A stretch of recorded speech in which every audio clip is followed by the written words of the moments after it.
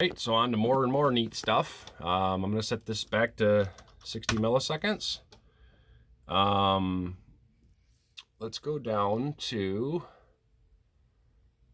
under diagnostics. I want to show you the trigger logger and then the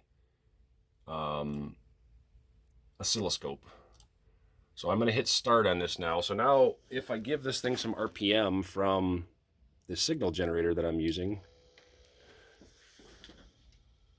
okay, you'll see that we've actually got our trigger pattern here with the home sensor. So you basically get, there you've got the 24 minus 2 wheel, and then you get the cam sensor. You can also go to the oscilloscope here. The top guy is going to be the crank sensor, and then the bottom guy is going to be the cam sensor. So I'm going to just do a continuous measurement. So I'm going to hit start.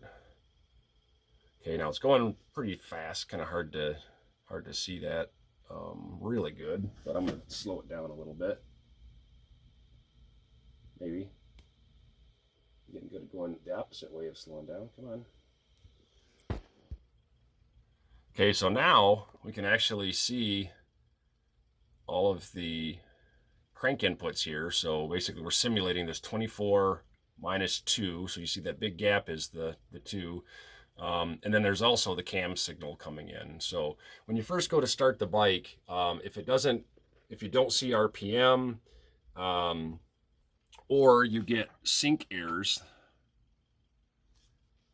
then the trigger stuff might have to be adjusted. You might have to go from like rising to falling.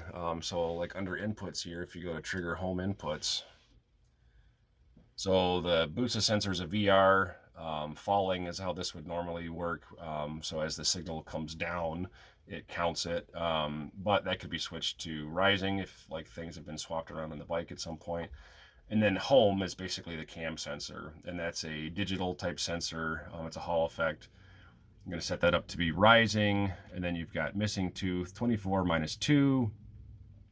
This first tooth angle is important. Once you have the bike running, you actually want to get a coil unplug to plug wire adapter and a timing light on it. And you want to verify that changing this number here impacts timing.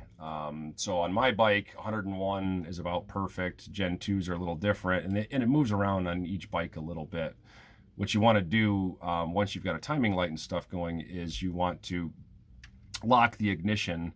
So like you could lock the ignition at 0 degrees, use a really basic, $20 timing light on the number 1 cylinder, and verify that you are getting it's lighting up right on the little, that little mark on the starter gear, to verify that you've got timing set correctly.